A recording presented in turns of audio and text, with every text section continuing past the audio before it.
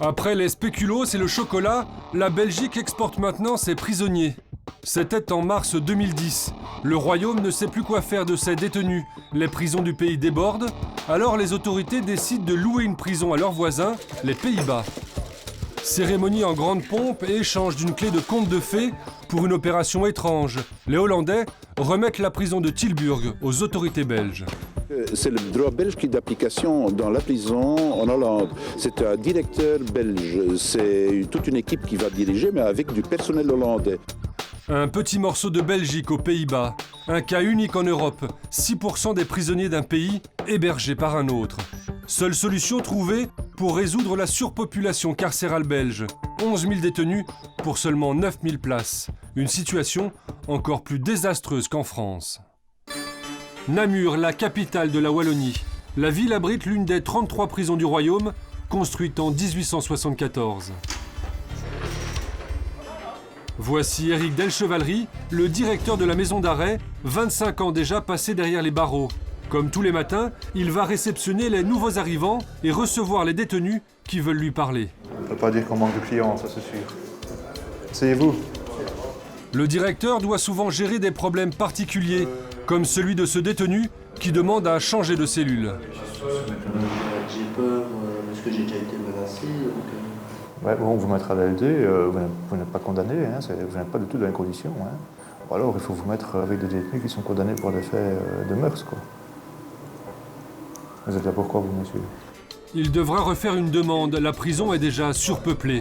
Ce jour-là, 5 nouveaux détenus ont été incarcérés à Namur, ce qui porte le total à 219 à l'intérieur de la prison et 238 en comptant les surveillances électroniques. Et pour une prison normalement prévue pour combien de personnes? 140. 140. Résultat, des prévenus, c'est-à-dire des présumés innocents, se retrouvent parfois avec de vrais criminels, des condamnés définitifs. Alors donc ici c'est l'LB où il n'y a que des prévenus. Sauf qu'en surpopulation, quand on a des entrants qui viennent de transfert d'autres établissements ou quoi et qui sont condamnés, on les place en premier par ici. Alors à Namur, malgré le transfert de plusieurs prisonniers à Tilburg aux Pays-Bas, beaucoup se retrouvent à 3 par cellule, à 3 dans moins de 10 mètres carrés. Ces hommes ne supportent plus cette promiscuité forcée. Ça fait 5 mois que je suis revenu, honnêtement je suis au bord de la rupture.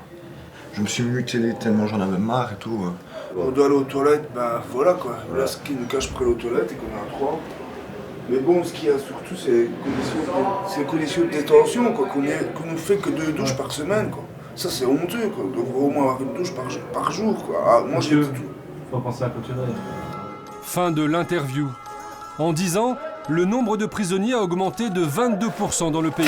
Et du calme, hein, quand même. Et la situation n'est pas près de changer. Certains gardiens dénoncent une justice qui emprisonne pour 3 fois rien. Moi j'ai encore vu un cas au matin, il est venu chez nous pour une connerie, quoi.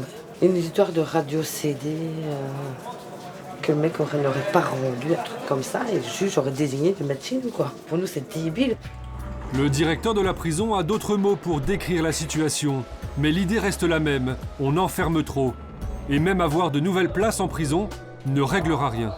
Il est évident qu'une nouvelle prison, c'est un appel d'air vers davantage de détention. Donc il faut surtout le faire en parallèle avec un changement de politique pénitentiaire, ou plutôt, pour être plus honnête, la mise en place d'une politique pénitentiaire, puisque pour le moment, il n'y en a pas.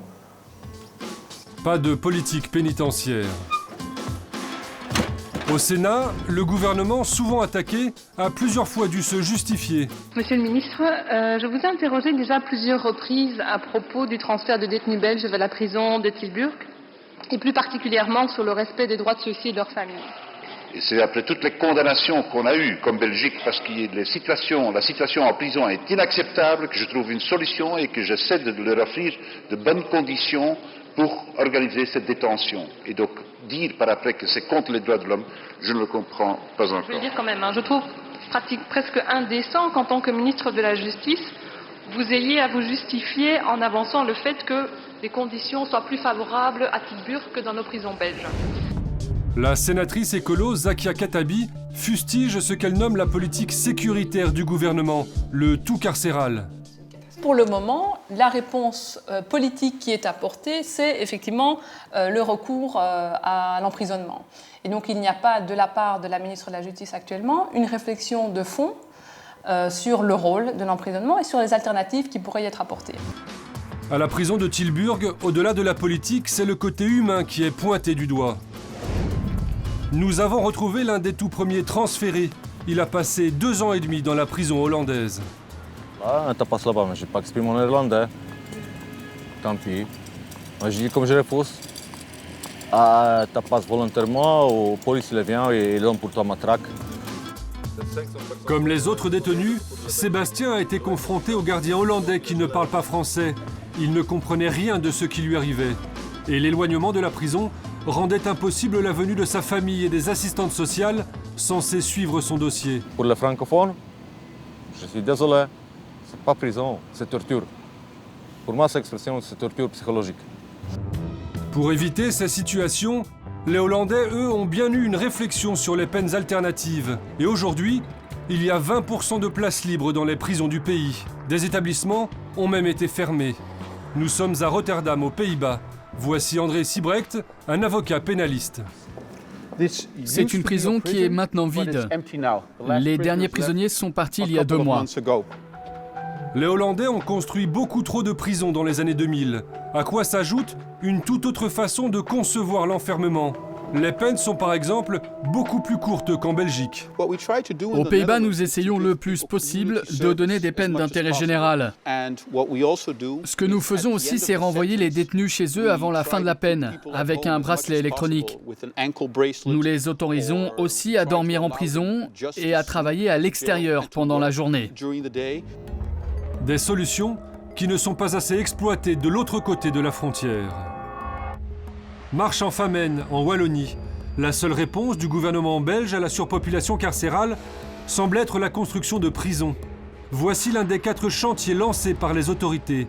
310 places, livraison prévue cet été. Pas de réflexion sur un chiffre préoccupant. En Belgique, près de la moitié des détenus sont des prévenus, c'est-à-dire des présumés innocents.